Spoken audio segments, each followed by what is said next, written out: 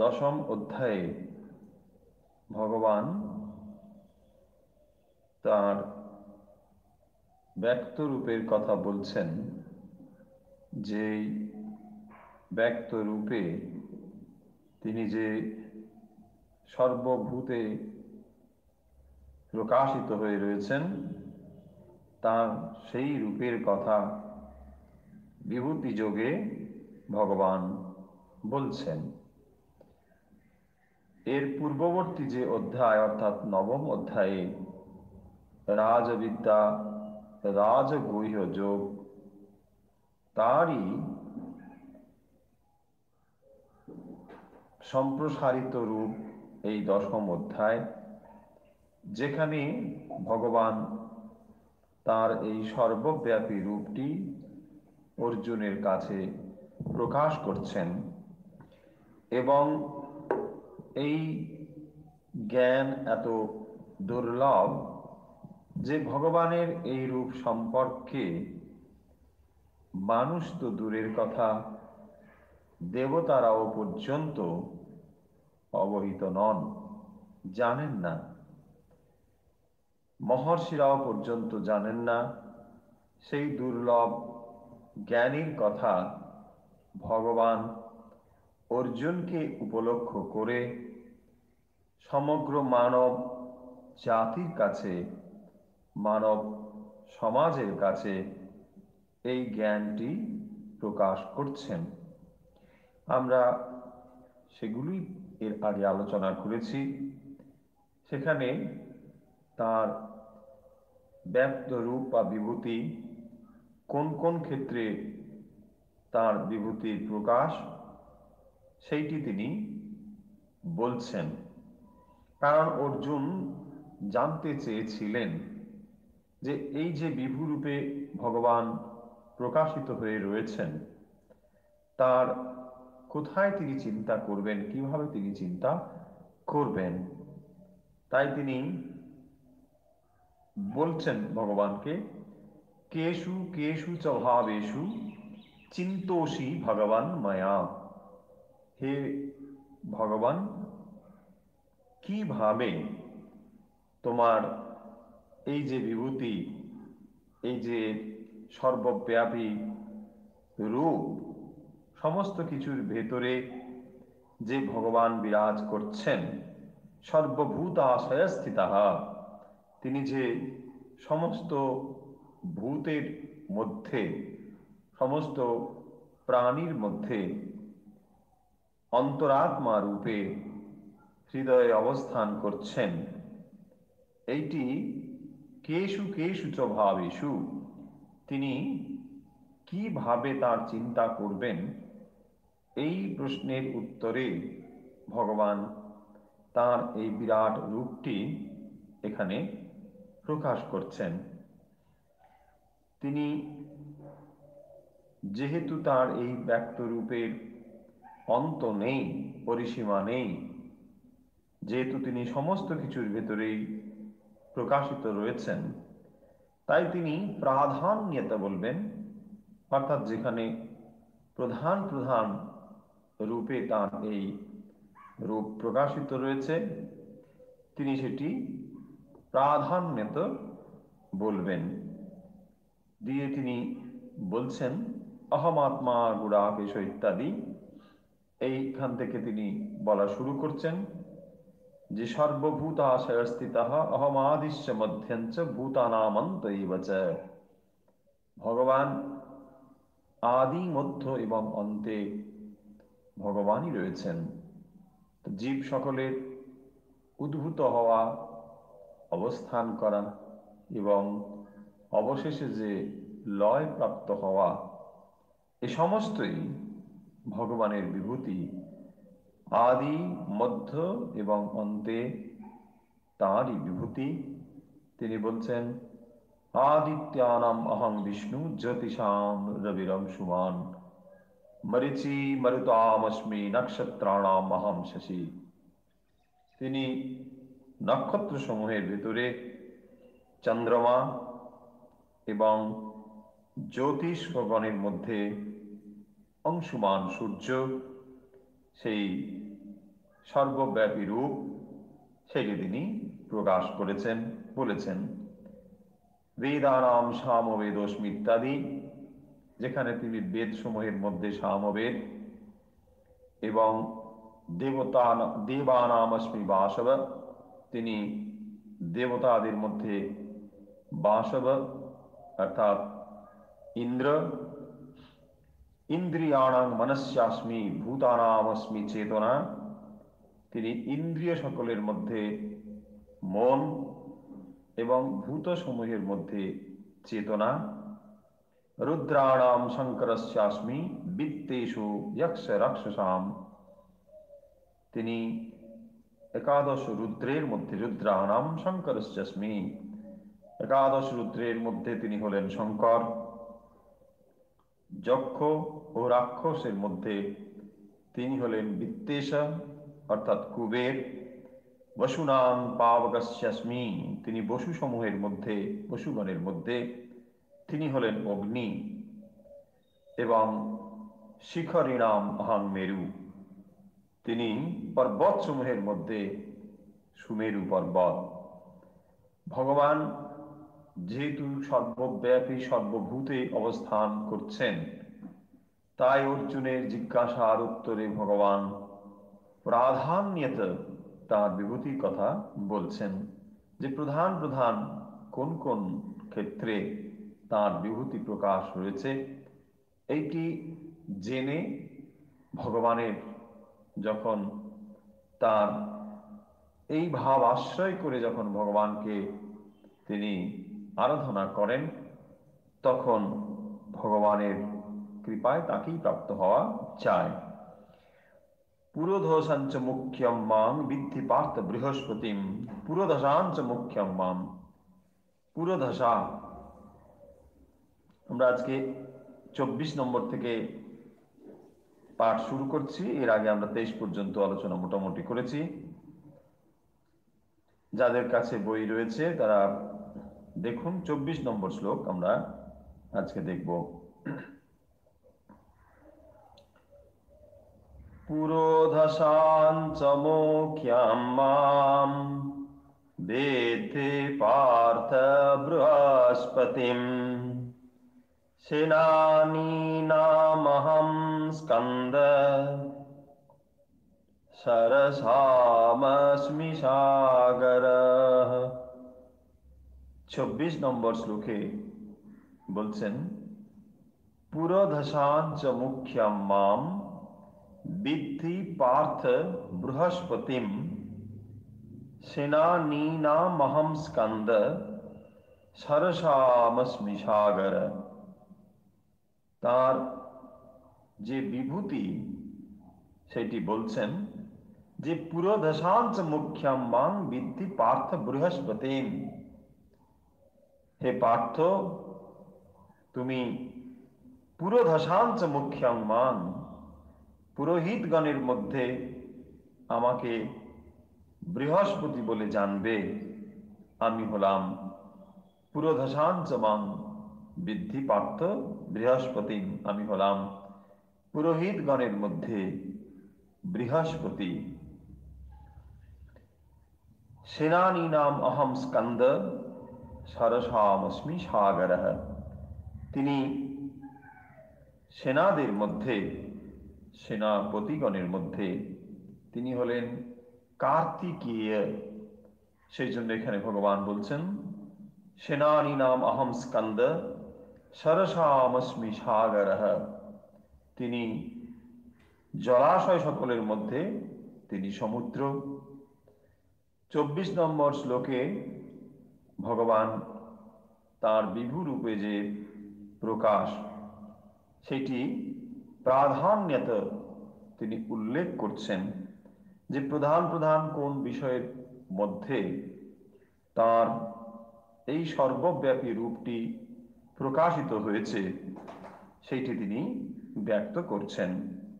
24 নম্বর শ্লোকে ভগবান বলছেন, পুরোধসাঞ্চ মাং বিদ্ধি পার্থ বৃহস্পতিম, হে পার্থ, পুরোহিতগণের মধ্যে আমাকে বৃহস্পতি বলে জানবে। এবং সেনানীনাম অহম স্কন্দ, সেনাপতি সমূহের মধ্যে আমি হলাম কার্তিকেয়। সরসামস্মি সাগরঃ, আমি হলাম জলাশয় সকলের মধ্যে সমুদ্র। জলাশয় সকলের মধ্যে আমি সমুদ্র। এইটি আমরা ভগবানের যে বিভূতি রূপে প্রকাশ, বিভূতিতে কিভাবে তিনি সর্বব্যাপী হয়ে প্রকাশ হয়ে রয়েছেন সেটি এখানে বলছেন। আমরা এগিয়ে যাই 25 নম্বর শ্লোক। 25 নম্বর শ্লোকে ভগবান বলছেন,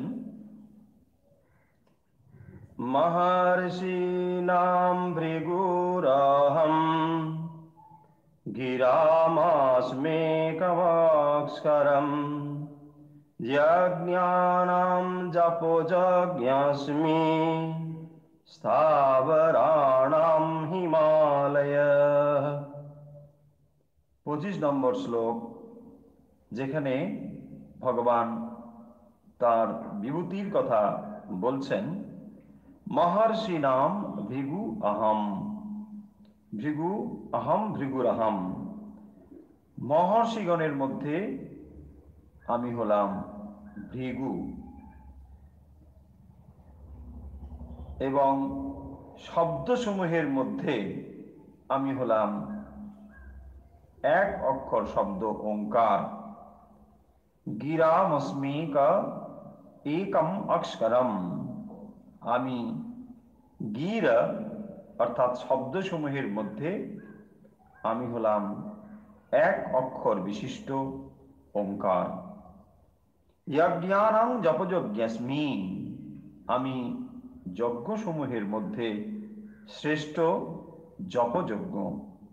এবং স্থাবরাণাম হিমালয়ঃ, ভগবান সর্বব্যাপী রূপে সমস্ত কিছুর ভেতরে তিনি প্রকাশিত হয়ে রয়েছেন। তার প্রাধান্যত অর্থাৎ প্রধান প্রধান যে যে অংশে তিনি অধিকতর প্রকাশিত হয়ে রয়েছেন, অর্জুনের জিজ্ঞাসার উত্তরে ভগবান তার প্রধান প্রধান বিভূতি সকল এই অধ্যায়ে ব্যক্ত করছেন, যাতে করে সেই ভাব আশ্রয় করে অর্জুন ভগবানকে জানতে পারেন বা আত্মজ্ঞান লাভ করতে পারেন। 25 নম্বর শ্লোকে ভগবান সে কথাই বলছেন যে মহর্ষি গণের মধ্যে আমি হলাম ভৃগু। ভৃগু ঋষির কথা পুরাণ ইত্যাদিতে খুবই পাওয়া যায়। সেই ঋষিদের মধ্যে তিনি হলেন ভৃগু ঋষি, এবং গির সমূহের মধ্যে অর্থাৎ অক্ষর সমূহের শব্দ সমূহের মধ্যে তিনি হলেন এক অক্ষর বিশিষ্ট যে মন্ত্র, পবিত্র যে মন্ত্র, সেটি হলো ওঙ্কার। সেই ওঙ্কার হলেন স্বয়ং ভগবানের বিভূতি। যজ্ঞানাং যপযজ্ঞস্মি, যজ্ঞসমূহের মধ্যে তিনি হলেন শ্রেষ্ঠ জপযজ্ঞ। জপযজ্ঞ হলো জপ রূপ যজ্ঞ, তাকে বলা হয় জপযজ্ঞ। আমরা যজ্ঞের কথা 4th অধ্যায়ে পড়ে এসেছি, যদি আপনাদের মনে থাকে, নিশ্চয়ই মনে রয়েছে আশা করছি। সেখানে আমরা কিছু যজ্ঞের নাম শুনেছি। সেখানে দেবযজ্ঞ, নৃযজ্ঞ, পিতৃযজ্ঞ, ভূতযজ্ঞ, এই সমস্ত কথাগুলো সেখানে আলোচনা হয়েছে। এই সমস্ত যজ্ঞের ভেতরে ভগবান এখানে উল্লেখ করছেন তার বিভূতি হল যজ্ঞানাম যপযজ্ঞস্মি। যখন দ্রব্যসমূহ দিয়ে যে যজ্ঞ হয়, অর্থাৎ বৈদিক পরম্পরাতে যে যজ্ঞ হতো, সেখানে দ্রব্যযজ্ঞের প্রাধান্য অধিক ছিল। তারপর যখন উপনিষদের যুগ এলো, সেই উপনিষদের যুগে আমরা দ্রব্যযজ্ঞের স্থানে জ্ঞানযজ্ঞের প্রাধান্য লক্ষ্য করেছি। অর্থাৎ উপনিষদের যুগে এসে মানুষ জ্ঞান ও যজ্ঞের দিকে অধিক পরিমাণে দৃষ্টিপাত করেছে। এই ভগবানের বিভূতি উল্লেখ করতে গিয়ে ভগবান বলছেন যে তিনি সমস্ত যজ্ঞের ভেতরে শ্রেষ্ঠ হল জপযজ্ঞ, এবং সেখানেই তার বিভূতি। এ কথার তাৎপর্য হল যে ভগবান যখন তার বিভূতিকে প্রকাশ করছেন, স্থূল থেকে ক্রমশ সূক্ষ্মের দিকে তার প্রকাশকে অর্জুনের কাছে মেলে ধরছেন। যখন এই যজ্ঞের ধারণা আমরা বেদ উপনিষদে পাই, সেখানে স্থূল থেকে ক্রমশ সূক্ষ্মের দিকে, এবং এই সূক্ষ্ম যজ্ঞের ক্ষেত্রে এসে সেটি জপযজ্ঞ ভগবান বলছেন। জপ হলো ভগবানের পবিত্র নামের উচ্চারণ, এবং এই পৃথিবী বা পরিদৃশ্যমান যে জগৎ, সেই জগতের মূল দুটি বৈশিষ্ট্য রয়েছে। সেটি এক হলো নাম, দুই হলো রূপ। নাম, রূপ, এবং এটি একটি ভাবকে আশ্রয় করে। তাই ভাব, নাম এবং রূপ, এই তিনটি জিনিস এই পরিদৃশ্যমান জগতের মূল বিষয়। তাই নাম এবং রূপকে আশ্রয় করে যখন সাধনা করা হয়, সেই সাধনায় হলো জপযজ্ঞ সাধনা। এবং জপযজ্ঞ সাধনাতে ভগবানের যে পবিত্র নাম, যাকে আমরা মন্ত্র বলি, সেই মন্ত্র আসলে ভগবানের একটি শব্দ শরীর। সেইটি পুনঃ পুনঃ উচ্চারণের দ্বারা এই নাম রূপময় যে জগৎ, সেই নাম রূপময় জগতের পারে যাওয়ার জন্যেই এই পবিত্র মন্ত্র উচ্চারণ। তাই জপযজ্ঞ হচ্ছে সমস্ত যজ্ঞের ভেতরে শ্রেষ্ঠ যজ্ঞ। কারণ যত সময় পর্যন্ত নাম এবং রূপের ভেতরে আমরা রয়েছি, তত সময় পর্যন্ত এই জগতেই রয়েছি। এই জগৎ মানে নাম এবং রূপ। নাম এবং রূপ ছাড়া এই জগতের আর কোনো অস্তিত্বই নেই। তাই আমাদের ঋষিরা এই তত্ত্বটি আবিষ্কার করেছেন যে নাম রূপময় এই জগতের পারে যাওয়ার জন্যে নাম এবং রূপকেই আশ্রয় করতে হয়। তাই পবিত্র নামকে আশ্রয় করে যে সাধনা, সেটি হলো জপযজ্ঞ। এবং ভগবান তার বিভূতি রূপে তিনি শ্রেষ্ঠ যজ্ঞ জপযজ্ঞে তার বিভূতি প্রকাশিত, এটি তিনি বলছেন। তারপরে বলছেন স্থাবরাণাম হিমালয়ে। তিনি স্থাবর সমূহের মধ্যে, যা স্থাবর অর্থাৎ এক জায়গায় স্থির থাকে, তাকে বলা হয় স্থাবর। এই সমস্ত স্থাবর পদার্থের মধ্যে ভগবান হিমালয় রূপে প্রকাশিত হয়ে রয়েছেন। আমরা এই অধ্যায়ে ভগবানের বিভূতির কথা পড়ছি, যে সমস্ত কিছুর ভেতরে ভগবান অনুষ্ঠিত হয়ে রয়েছেন, প্রকাশিত হয়ে রয়েছেন। এই কথাটি বারবার করে উচ্চারণ করছেন ভগবত গীতা। যদিও অর্জুনের মনে সংশয় রয়েছে, অর্জুন ঠিকভাবে এই ধারণাগুলো করতে পারছেন না, তাই বিভিন্নভাবে অর্জুনকে ভগবান বোঝানোর চেষ্টা করছেন। বলছেন যে কারণের জন্য অর্জুনের মনে সংশয় হয়েছে, আমরা নিশ্চয়ই ভগবত গীতার প্রেক্ষাপট সকলেই জানি।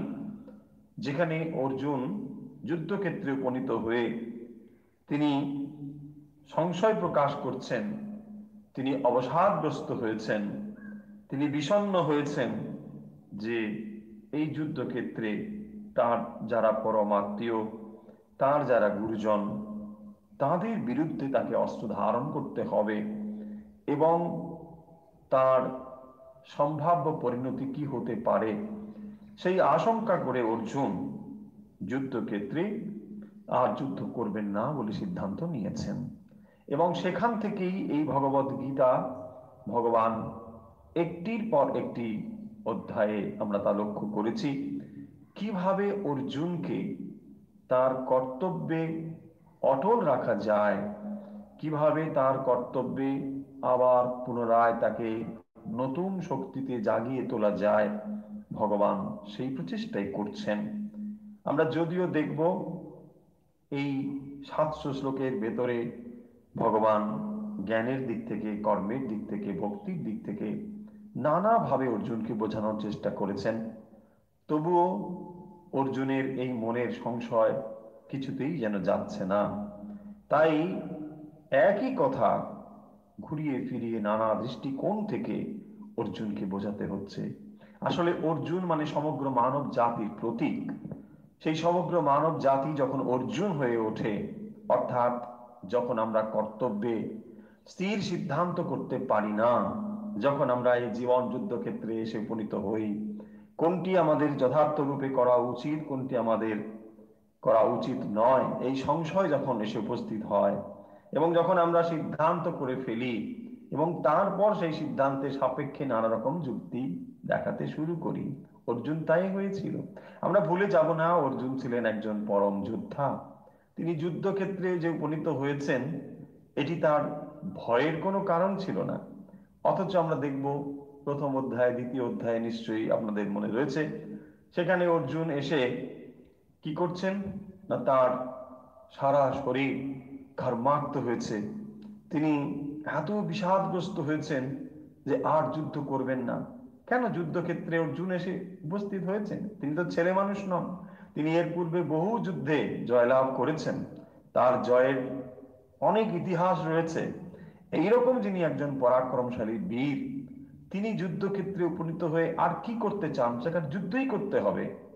কিন্তু অর্জুনের যুদ্ধক্ষেত্রে উপনীত হয়ে যুদ্ধ করার পেছনে কোনো ভয় ছিল না। ভয় ছিল বা দুঃখ ছিল, অবসাদ ছিল আপনজনদের মৃত্যু। মৃত্যুতে ভয় নেই, মেরে ফেলাতে অর্জুনের কোনো দুঃখ নেই। দুঃখ ছিল কেবলমাত্র আপনজনের। এই যে মামাত্ম বোধ, সেই মমত্বকে নাশ করার জন্যই এই 700 শ্লোকের অবতারণা হয়েছে ভগবত গীতাতে। ধীরে ধীরে আমরা সেই শ্লোকের ভেতরে প্রবেশ করছি। মোটামুটি আমরা দশম অধ্যায়ে এসে দেখছি যে ভগবান তার সর্বব্যাপী রূপটিকে প্রকাশিত করেছেন। তিনি যে সমস্ত কিছুর ভেতরে প্রকাশিত হয়ে রয়েছেন, এই স্থাবর জঙ্গম ভূত সমস্ত কিছুর ভেতরে, এবং তিনি বলছেন যে আমি আদি, মধ্য এবং অন্ত, সমস্ত কিছুতে আমি রয়েছি। তাহলে মাঝখানে যে জগৎটুকু আমরা দেখতে পাচ্ছি, এটি কেবলমাত্র ব্যক্ত জগৎ। ব্যক্ত মানে প্রকাশিত। এই প্রকাশিত অবস্থার পূর্বেও একটি অবস্থা ছিল এবং পরেও একটি অবস্থা থাকবে।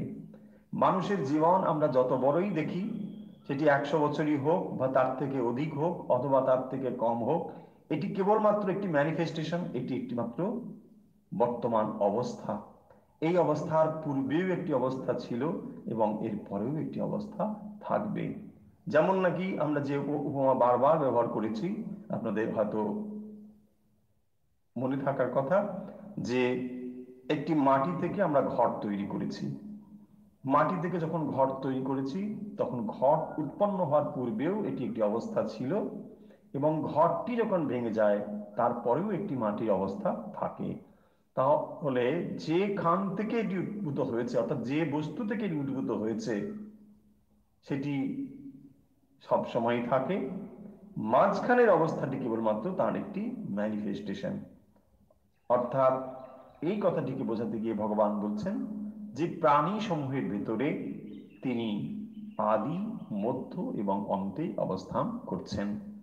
এবং তিনি কি করছেন না, সর্বভূতাশয়স্থিতঃ, ভগবান সর্বভূত সকলের মধ্যে, সমস্ত প্রাণী সকলের মধ্যে তিনি অন্তরাত্মা রূপে অবস্থান করছেন। ভগবানকে আমরা চারিদিকে খুঁজছি, অথচ ভগবান হৃদ্দেশে রয়েছেন। হৃদ্দেশে অর্জুনা তিষ্ঠতি। হে অর্জুন, ভগবান হৃদ্দেশে রয়েছেন। সর্বভূতাশয়ে স্থিতঃ, ভগবান সব থেকে কাছেই রয়েছেন এবং সব থেকে কাছে রয়েছেন বলেই সব থেকে বেশি অবহেলিত রয়েছেন। আমাদের দৃষ্টি সব থেকে বেশি এড়িয়ে যায় সেই দৃষ্টি, সেই বিষয়টিতেই যেটি সব থেকে কাছে। তিনি সব থেকে কাছের, তিনি আছেন বলেই এই সব কিছু রয়েছে, অথচ আমরা তাকে সব থেকে বেশি অবহেলা করছি। যেমন এই সৌরজগতে সূর্য না থাকলে এই পরিদৃশ্যমান জগতের বিন্দুমাত্র প্রকাশ সম্ভব নয়। তবুও আমরা বুঝতে পারি না, আমরা মনে করি যে সূর্য ছাড়াই বোধহয় সব কিছু রয়েছে। সূর্য ছাড়া এই জগতে যেমন বিন্দুমাত্র কোনো প্রকাশ সম্ভব নয়, ঠিক একইভাবে এই শরীরে, যে শরীর কাজ করছে, ইন্দ্রিয় কাজ করছে, মন বুদ্ধি কাজ করছে, এই শরীরের পেছনেই সেই চৈতন্য রয়েছেন বলেই এই শরীর মন বুদ্ধি ক্রিয়াশীল। কিন্তু সেই চৈতন্যকে আমরা দেখতে পাই না। কেন দেখতে পাই না? না, যিনি সমস্ত প্রকাশের কারণ তাকে কি করে দেখব? যেমন আমরা উপমা দিয়েছিলাম যে অন্ধকার ঘরে আপনি একটি টর্চ নিয়ে গেলেন, এখন আপনি চাইছেন এই টর্চের আলোতে আপনি ব্যাটারিটিকে দেখবেন, আপনি দেখতে পারবেন না। ব্যাটারি যখন ওখানে জুড়ে দিচ্ছেন তখন কেবল আলো হচ্ছে। ব্যাটারি যদি খুলে নেন তাহলে আর আলো দেখতে পাবেন না। আপনি যদি মনে করেন আপনি ওই টর্চের আলোতে ওই ব্যাটারিকে দেখবেন, সেটি যেমন সম্ভব নয়, ঠিক একই রকম ভাবে আমাদের সমস্ত ইন্দ্রিয়ের পেছনে তিনি আছেন বলেই ইন্দ্রিয় প্রকাশিত হচ্ছে। ইন্দ্রিয় দিয়ে তাকে দেখতে এই কারণের জন্য পাবো না, সেই কথাটি বারবার বলেছেন। এবং এই সমস্ত ভূতের উদ্ভূত হওয়ার তিনি হচ্ছেন একমাত্র কারণ। এখানে তার বিভূতির কথা বলছেন, সেই প্রসঙ্গে আমরা এখানে দেখছি তিনি যজ্ঞানাং জাপযজ্ঞস্মি স্থাবরাণাম হিমালয়াঃ এ কথা বললেন। এবং মহর্ষিদের মধ্যে তিনি হলেন ভৃগু, আর অক্ষর সমূহের মধ্যে অর্থাৎ শব্দ সমূহের মধ্যে তিনি হলেন ব্রহ্মবাচক ওঙ্কার। এই ওঙ্কার শব্দ নিয়ে আমরা বিভিন্ন সময়ে বিভিন্ন আলোচনা করেছি এবং উপনিষদেও অত্যন্ত বিস্তারিতভাবে এই বিষয়টি আলোচিত রয়েছে। এই অ, উ এবং ম ওঙ্কারের যে তিনটি শব্দের, তিনটি অক্ষরের, তিনটি বেসিক সাউন্ডের সমন্বয়, সেগুলো কোনো অভিঘাত ছাড়া এই শব্দগুলোকে উচ্চারণ করা হয়ে থাকে। আ উচ্চারণ করতে গেলে জিহ্বার প্রয়োজন হয় না। উ এবং এই তিনটি শব্দ জিহ্বার কোনো প্রয়োজন ছাড়াই উচ্চারণ হতে পারে।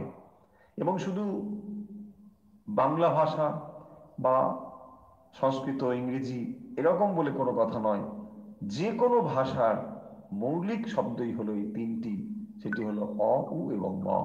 এবং এইটি হলো এই সৃষ্টিরও শব্দ, যাকে বলা হয় নাদ ব্রহ্ম। এই নাদ ব্রহ্মই হলো ওঙ্কার, এবং এই ওঙ্কার নাদ ব্রহ্ম ধ্বনিত হচ্ছে। আজকে বিজ্ঞানও সেই একই সূত্রে পৌঁছচ্ছে এবং বিজ্ঞানও এই কথা বলছেন যে মহাবিশ্বে এই শব্দ অনবরত হয়ে চলেছে, সব সময় এই শব্দটি হয়ে চলেছে। আমরা যখন ওঙ্কারকে খণ্ডিত করে উচ্চারণ করি, আমরা বোঝানোর চেষ্টা করি ওং, কিন্তু এই ওং একটি খণ্ডিত অবস্থা, কিন্তু ওঙ্কার কখনো খণ্ডিত নয়। তাই ওঙ্কারকে বোঝাই আমরা যখন একটি শব্দ দিয়ে, সেটি কেবলমাত্র একটি শব্দ ক্রমাগত হয়ে যাওয়া একটি শব্দ তরঙ্গের একটি খণ্ডিত রূপকেই আমরা কেবলমাত্র বোঝাই, বোঝাতে পারা যায় না এই শব্দ উচ্চারণের দ্বারা। কারণ যে শব্দটি ক্রমাগত চলেছে, যে শব্দের কোনো চ্যুতি নেই, সবসময় যেটি চলেছে, সেই জন্য তাকে বলা হয় প্রণব। যেটি ব্যবচ্ছেদ ছাড়াই, অবচ্ছেদ ছাড়াই সর্বদাই হয়ে চলেছে, তাকেই বলা হয় প্রণব। এবং কোনো অভিঘাত ছাড়াই, কোনো আঘাত ছাড়াই এই শব্দ উচ্চারিত হয়ে চলেছে। তাই এই সৃষ্টির পেছনে সেইটি রয়েছে, এবং সেইটি হচ্ছেন, বলছেন, ভগবানের বিভূতি। ভগবান সেই রূপেও সেখানে রয়েছেন। এইগুলোকে ধরে, অর্থাৎ এই যে অর্জুনের প্রশ্ন ছিল যে কেষু কেষু চ ভাবেষু, হে ভগবান, তুমি যেহেতু সর্বব্যাপী রূপে প্রকাশিত হয়ে রয়েছ, আমি তোমাকে ধরবো কি করে?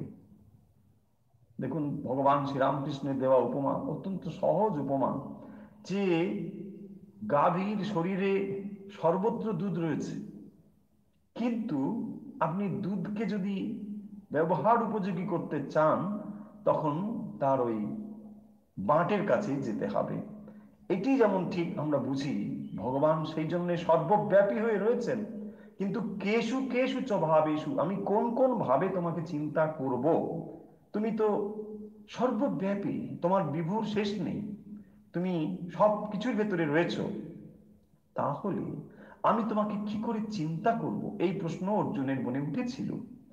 যখন আমরা এই প্রশ্নের মুখোমুখি হই, যখন ভগবানকে দেখার চেষ্টা করি কোথায় তিনি, সেই কারণের জন্য ভগবান তার এই বিভূতির কথা বলছেন, যে এই বিভূতিকে আশ্রয় করে যদি ভগবানকে তুমি দেখার চেষ্টা করো, তাহলে দেখবে এই বিভূতির পেছনেই ভগবান রয়েছেন।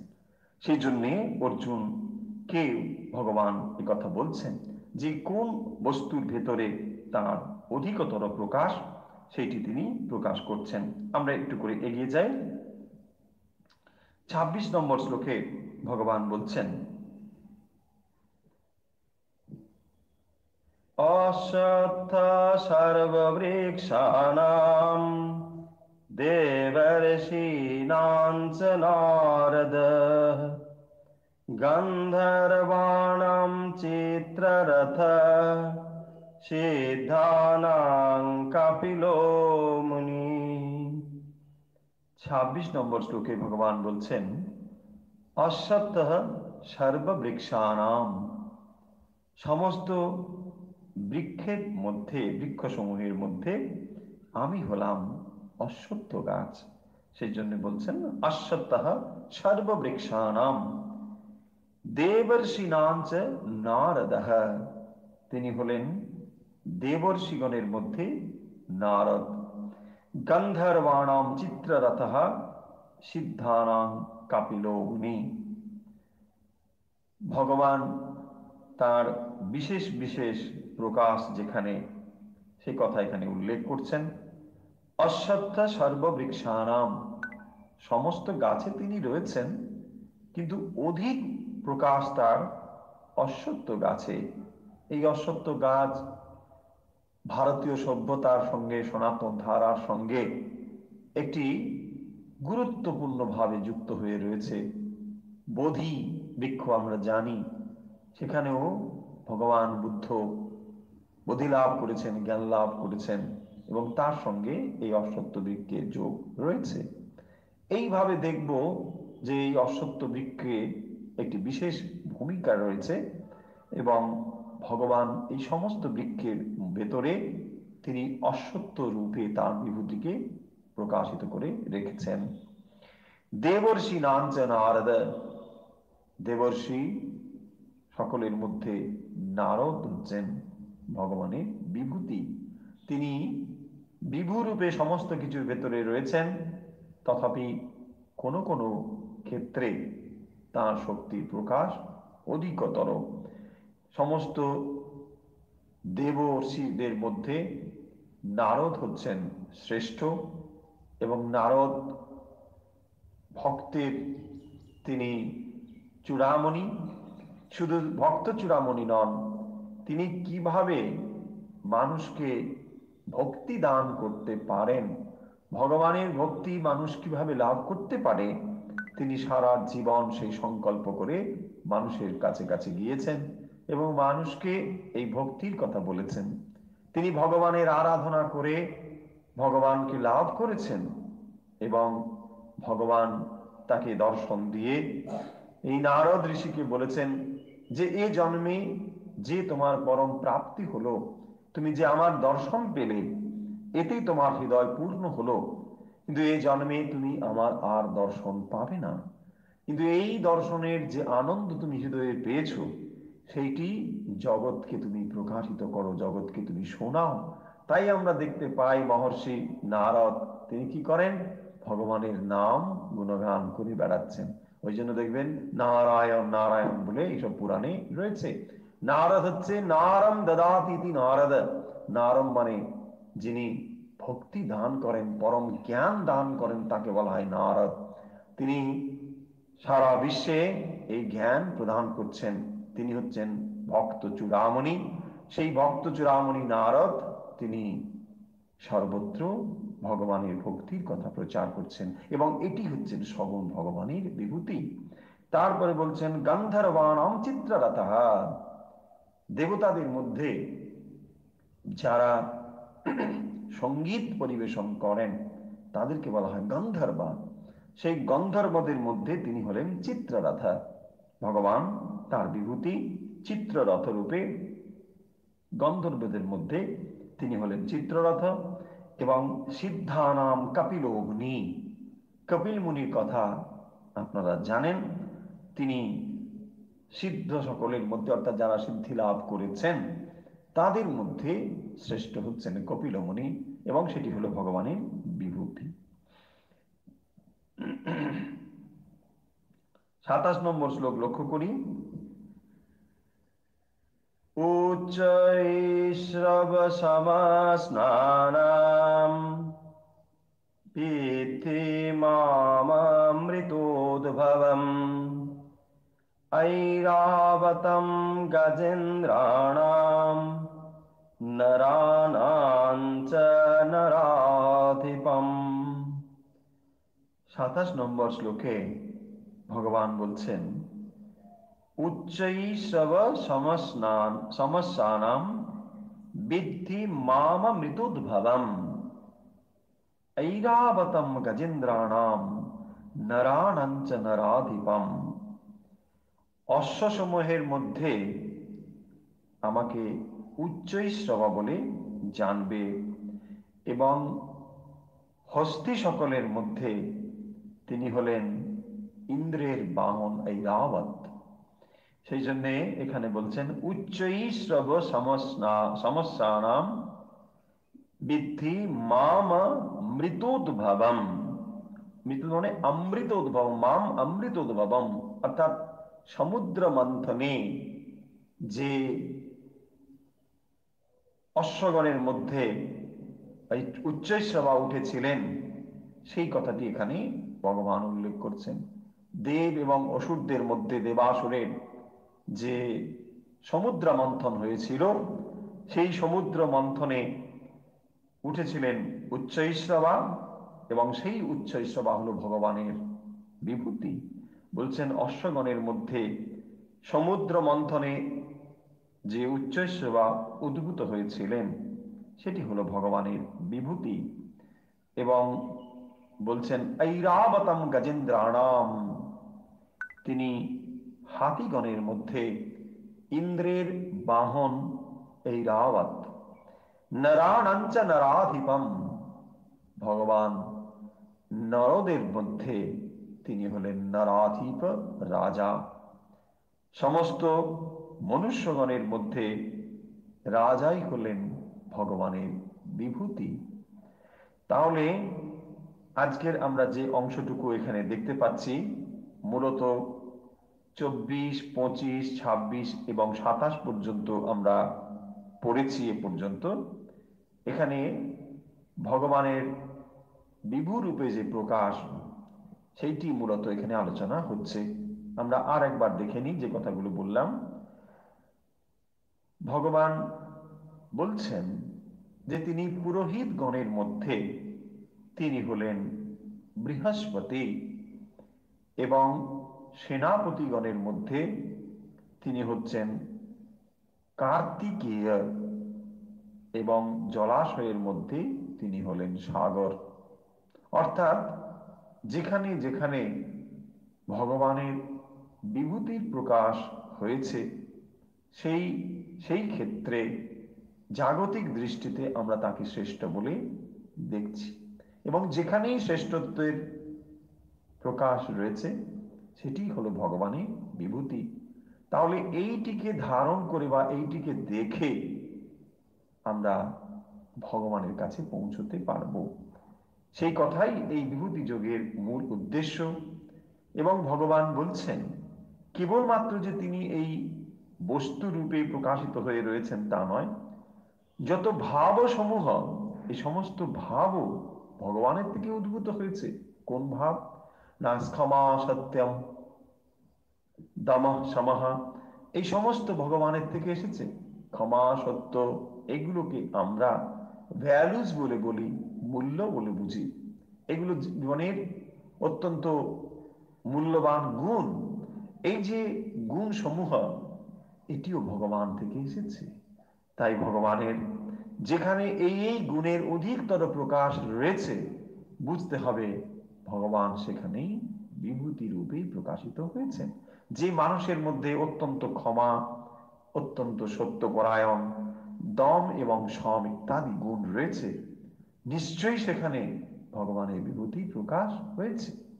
এই কথাই ভগবান এই বিভূতি যোগের ভেতর দিয়ে বলছেন। কারণ এই ভাব সমূহ ভগবানের থেকেই এসেছে, ভগবানই হচ্ছেন এই ভাব সমূহের উৎস। তাই যদি আমরা উৎসে পৌঁছতে চাই, ভগবান অর্জুনকে সে কথা বলছেন যে যদি উৎসে তুমি পৌঁছতে চাও, যে সর্বব্যাপী রূপে ভগবান রয়েছেন, তাকে অব্যক্ত রূপেও রয়েছেন, ব্যক্ত রূপেও রয়েছেন। কিন্তু যেহেতু আমরা স্থূলবুদ্ধি সম্পন্ন মানুষ, আমরা ভগবানের অব্যক্ত রূপকে ধারণ করতে পারি না। যে ভগবান অব্যক্ত রূপে রয়েছেন, এইটি আমাদের মননে বা চিন্তায় ধরা পড়ে না। সেই কারণের জন্যে ভগবানের যে ব্যক্ত রূপ, এইটি যদি আমরা দেখি, তাহলে আমরা সহজে ধারণা করতে পারবো।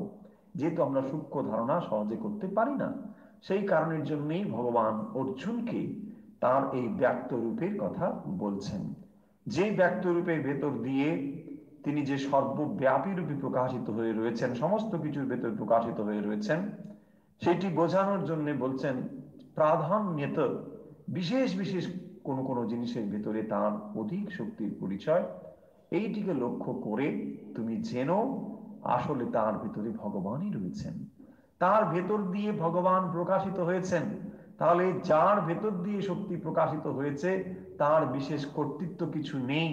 ভগবান প্রকারান্তরে এই কথাটিও বলছেন যে যার ভেতর দিয়ে এটি গুণ প্রকাশিত হয়েছে, তাকে তুমি হয়তো জাগতিক দৃষ্টিতে মনে রাখো যে হ্যাঁ তিনি একটি বিশেষ মানুষ, কিন্তু এই শক্তি তারই শক্তি প্রকাশিত হয়েছে। নারায়ণ নারাধিপ, তিনি নরসমূহের মধ্যে, মনুষ্য সমূহের মধ্যে রাজা রূপে প্রকাশিত হয়েছেন। এই যে রাজার ভেতর দিয়ে ভগবানের গুণই প্রকাশিত হচ্ছে, ভগবানের বিভূতি প্রকাশিত হচ্ছে, এইটি এখানে বলছেন। তাই আমরা ভগবানের যে বিভূতির কথা আজকে 24 নম্বর শ্লোকে দেখলাম। তারপরে 25-এ তিনি বলেছেন যে মহর্ষিগণের মধ্যে তিনি হলেন ভৃগু, এবং শব্দসমূহের মধ্যে তিনি হলেন একাক্ষর শব্দ ওঙ্কার প্রণব, এবং যজ্ঞসমূহের মধ্যে তিনি হলেন জপ যজ্ঞ। জপযজ্ঞ মানে জপ রূপ যজ্ঞ, ভগবানের পবিত্র নাম জপ করাই একটি যজ্ঞ। অনেক রকম যজ্ঞের কথা রয়েছে, ভূত যজ্ঞ, নৃযজ্ঞ, দ্রব্যযজ্ঞ, অনেক যজ্ঞ, পিতৃযজ্ঞ, দেবযজ্ঞ। সমস্ত যজ্ঞের ভেতরে যখন আমরা দ্রব্য দিয়ে, যজ্ঞ মানে আহুতি করা, যজ্ঞ মানে স্যাক্রিফাইস, কোনো কিছু দান করা, এটিও যজ্ঞ। যা আমরা দিচ্ছি, কোনো কিছু যদি আমরা বস্তুগতভাবে দিই, সেটি সামান্য সময়ের জন্য মানুষকে আমরা দিতে পারি। ধরুন মানুষকে আপনি কোনো কিছু একটি দান করলেন বস্তুগতভাবে, তার ওই বস্তুর প্রয়োজন আবার কিছু সময় ব্যবধানে হয়ে যাবে, আবার সেই অভাব তার থাকবে। কিন্তু যদি আপনি তার ভিতরে জ্ঞান দান করতে পারেন, তাহলে সেটা অনেক বেশি সময়ের জন্য হতে পারে। সেই কারণের জন্য এইগুলোকে বলা হয়, অর্থাৎ এই দ্রব্যযজ্ঞ থেকে জ্ঞানযজ্ঞ, এবং তার থেকে আরো শ্রেষ্ঠ দান হলো ধর্মদান। স্বামীজি তার কর্মযোগে কথাগুলো বলেছেন, যেখানে বস্তুগত কোনো দানের থেকে জ্ঞান এবং ধর্মই হলো শ্রেষ্ঠ দান। এখানেও আমরা দেখব জপযজ্ঞের কথা বলেছেন, এবং এই জপযজ্ঞ হলো জপরূপ যজ্ঞ, ভগবানের যে পবিত্র নাম তাকে জপ করা। জপের ভিতরে থাকে একটি পবিত্র নাম মন্ত্র, এবং এই পরিদৃশ্যমান জগতের যে মৌলিক দুটো বৈশিষ্ট্য, তা হলো নাম এবং রূপ। নাম রূপ ছাড়া এই জগতের আর কোনো কিছু নেই। যখন আমরা দেখতে পাই একটি মাটি থেকে ঘট তৈরি হয়েছে, আসলে এই ঘট মানে একটি নাম এবং রূপ। তার রূপ ভাব প্রকাশের জন্য একটি রূপ, এবং রূপের পরেই একটি নাম। এই নাম এবং রূপটিকে যদি আপনি সরিয়ে দেন মন থেকে, তাহলে সেটি মাটি। ধরুন আপনি সোনার একটি অলংকার, সোনাই হচ্ছে তার আসল উপাদান। সেখান থেকে আপনি হার তৈরি করুন, আপনি বালা তৈরি করুন, যা কিছুই করুন না কেন, আসলে সেটি নাম এবং রূপ। এই কথাই বারবার বলা হয়েছে বেদ, উপনিষদ, বেদান্তে, যে আসলে এই পরিদৃশ্যমান যে জগৎ আমরা দেখতে পাচ্ছি, সেই জগৎটি সৃষ্ট মানে এটি হলো প্রজেকশন। এটা এরকম নয় যে কেউ বসে এটাকে ম্যানুফ্যাকচার করছে। আমরা ম্যানুফ্যাকচার এই শব্দটি সৃষ্টির অর্থে বলি না। সৃষ্টি মানে প্রজেকশন। কিভাবে প্রজেকশন হচ্ছে না, সত্য স্বরূপ ব্রহ্ম রয়েছেন, তাই এই জগৎটি প্রকাশিত হচ্ছে। এটি একটি প্রজেকশন। তিনি আছেন বলেই এটি রয়েছে। যেমন আমরা বিম্ব প্রতিবিম্ব বাদে যে তত্ত্বটি বলা হয়েছে, যে একটি সত্য স্বরূপ রয়েছে, ফলেই আমরা তার একটি প্রতিবিম্ব দেখতে পাই। যদি আমরা সত্য স্বরূপকে সরিয়ে নিই, তাহলে কখনোই প্রতিবিম্ব দেখতে পাবো না। ঠিক সেরকম ভাবে সমুদ্র এবং তার যে তরঙ্গ, এই তরঙ্গ সমুদ্র থেকে পৃথক নয়। আপনি তরঙ্গকে কখনো সমুদ্র থেকে পৃথক করে ভাবতে পারবেন না। সমুদ্র রয়েছেন বলেই তরঙ্গ রয়েছে। তাই একই রকম ভাবে এই বিশ্ব ব্রহ্মাণ্ডকে আমরা যখন দেখছি, এটাই সব থেকে বড় প্রমাণ যে ঈশ্বর আছেন। ঈশ্বর আছেন, তার যদি স্থূল সব থেকে বড় প্রমাণ আমরা চাই, আমরা বলবো এই জগৎ রয়েছে। এই জগৎকে যত সময় পর্যন্ত দেখতে পাচ্ছি, সৃষ্টিকে যত সময় পর্যন্ত দেখতে পাচ্ছি, একদম নিশ্চিত করে বলা যায় যে একজন স্রষ্টা আছেই। এখন প্রশ্ন আপনার হবে যে স্রষ্টা যদি রয়েছেন, তিনি কোথায়? তাকে দেখতে পাই না কেন? যদি থাকে, তাকে দেখতে পাই না কেন? এটি খুব স্থূল প্রশ্ন। সবসময় যে স্রষ্টা সেইখানেই থাকবে এমন কোনো কথা নয়। কারণ ধরুন এই একটি সৃষ্ট বস্তু, এখন যদি বলি এর স্রষ্টা কোথায়, বলছে না এখানে তো নেই। তাহলে এখানে নেই মানেই কি নেই? নিশ্চয়ই রয়েছে। তাহলে স্রষ্টা সবসময় যে এখানে উপস্থিত থাকবেন এমন কোনো কথা নয়।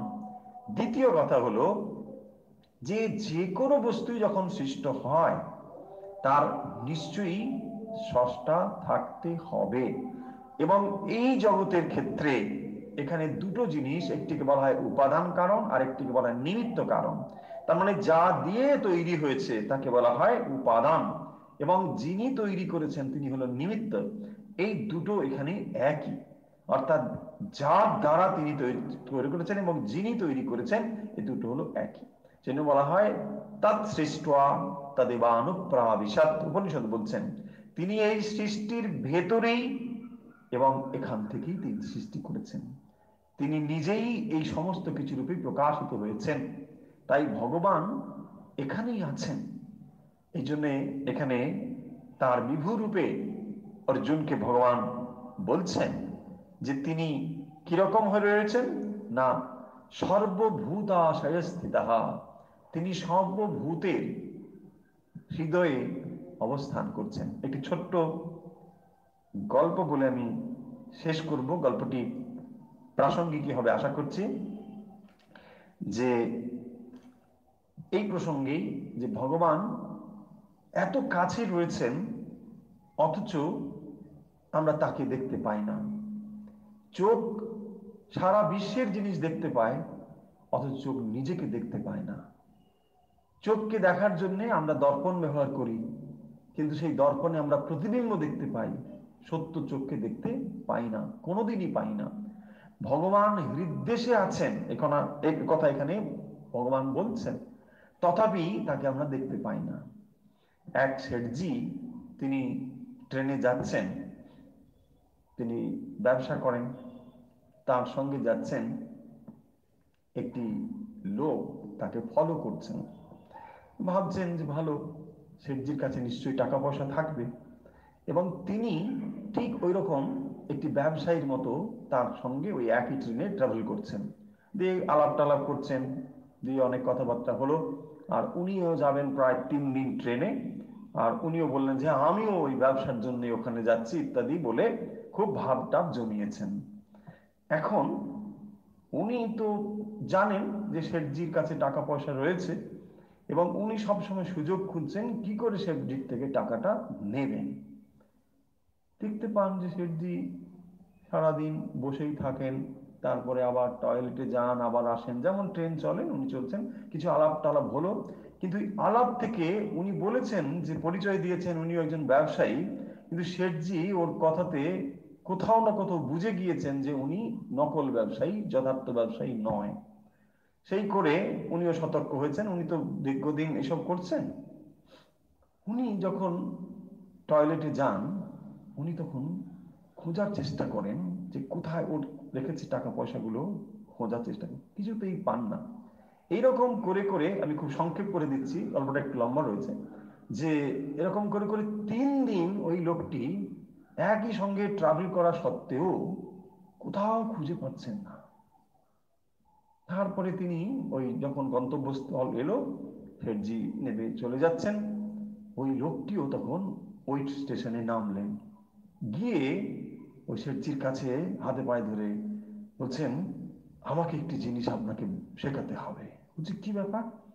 না, আমি দীর্ঘদিন ধরে এই কাজ করছি, এই ট্রেনে যাতায়াত করি আমি এগুলো, কিন্তু আমি লক্ষ্য করলাম যে 3 দিন আমরা একই সঙ্গে গেলাম, কিন্তু আপনি টাকা কোথায় রাখলেন? আপনি ওখানে স্নান করতে, মানে টয়লেটে যাচ্ছেন, যা যা করছেন সবই, আমি নানা জায়গায় খুঁজলাম, কোথাও দেখলাম না অর্থ। আপনি টাকাটা কি করে নিয়ে গেলেন আমাকে এটা বলতে হবে।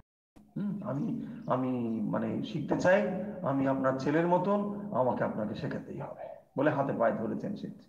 এখন শেঠজি তখন বলছে, না না, এটা বিশেষ কিছু ব্যাপার নয়। ব্যাপারটা হলো যে আমি যখন তুমি কথা বলেছিলে, তোমার কথা থেকে আমার সন্দেহ হয়েছিল যে তুমি ব্যবসায়ী বলে পরিচয় দিয়েছো, কিন্তু যথার্থ ব্যবসায়ী নয়। আমি তখনই, যখনই বাথরুমে যেতাম বা আমার জায়গা ছেড়ে আমি যখন যেতাম, আমার টাকা তো আমার সঙ্গেই থাকে, আমি টাকার থলিটাকে তোমার বালিশের তলাতেই রেখে দিয়েছিলাম। তখন ওই লোকটি অবাক হয়ে গেল যে সমস্ত জায়গায় তুমি খুঁজবে, কিন্তু একমাত্র ওটাই তুমি খুঁজবে না, এবং সেটাই আমি করেছিলাম। সো ভগবান হৃদ্দেশে আছেন, আমরা সব জায়গায় খুঁজছি, কেবল এখানেই খুঁজছি না।